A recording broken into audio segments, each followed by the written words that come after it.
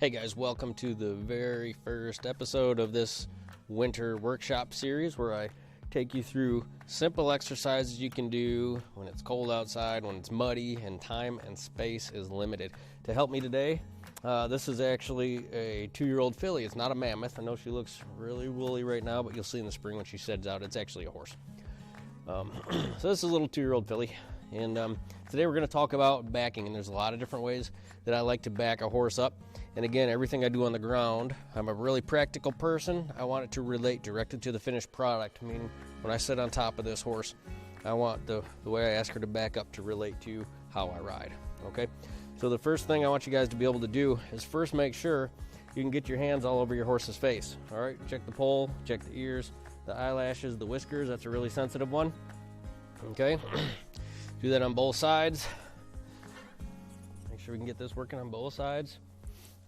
Okay, next thing, make sure your horse is okay with a training stick, all right? So can you pet her all over? Can you pet your horse all over? Same thing, face, eyes, whiskers, nose, okay? Both sides. Very good. All right, now something I like to have working before I ever ask a horse to back up is, can I put their head down? Now this is important. You know, I see people backing their horses up all the time, just grabbing underneath their halter and pushing back. Well, that doesn't help you ride, okay? And it doesn't help anything as far as them using their bodies properly, elevating their back, pulling with their haunches, any of that. Now, don't mistake head down for stretching, okay? Because we're going to get into stretching later. But first, can I get the horse's head just coming down off of a feel? All right, I want to start there. And you're going to see me do this on both sides. I'm going to keep switching sides because this needs to work on both sides. So I'm going to come over here. Step her back where she was. Head down. Good. If they get a little stuck, that's okay. What you can do is a little lateral flexion back and forth just to loosen them up. A lot of times that loosens their brains up a little bit, okay? If they get a little stuck right there, I think she was just stuck. And I'm moving a little quick. I don't want to make this video, too long for you guys either. So I'm moving a little quick there. Okay, so head down. Let's pick her back up. Once head down is working nicely from both sides, can we take this halter knot right here? And I like to aim it right here between their knees. Okay, so I'm going to take this halter knot with her head down, see if I can aim. And what I'm doing is I'm not just pulling like that, okay?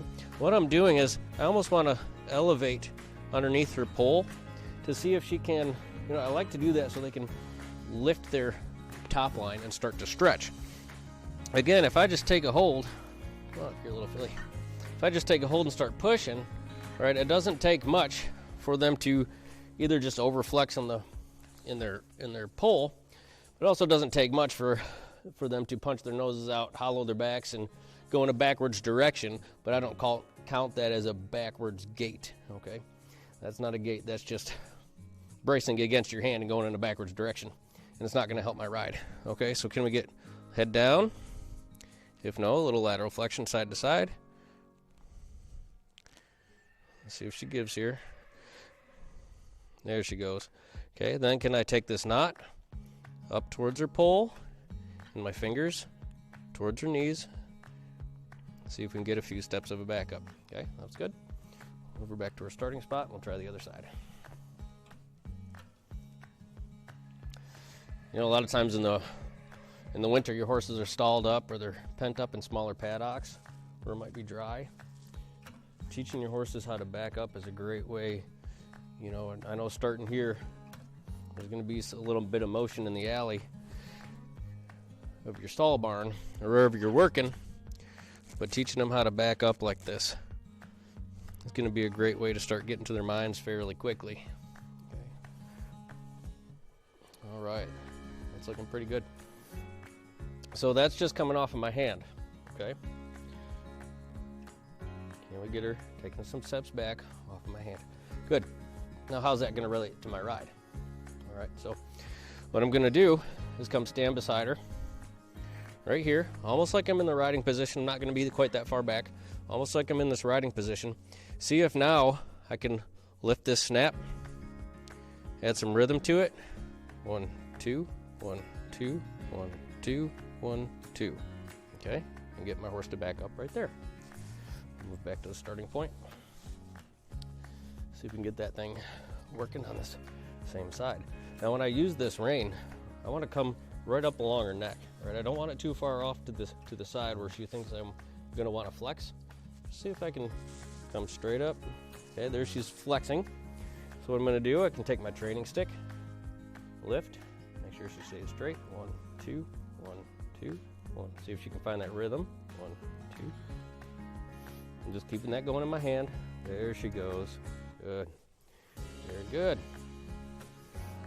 Not too bad. All right, so we're starting to relate this halter rope to our rein. All right, last piece I want to show you guys today. All right, and there's much more we can do with this, but I want to keep this short. Something we also need to do is sensitize our horses to our legs, to our leg cues, okay? And this training stick is going to be my leg cue. You can use a riding crop or something like that. Would be perfect for this. Just something nice and short. But can I, if I put my leg on here, can I teach my horse to flex and keep her, if the eye is already above the withers, put the eye below the withers, okay? And there she moved over a little bit. It's not what I wanted, so I'm gonna come over here, right back over to this side. I'm gonna push along her a little farther back towards her ribs. Push her ribs. Say, can you step back over? Good. Stop right there. And I'm gonna help her this time.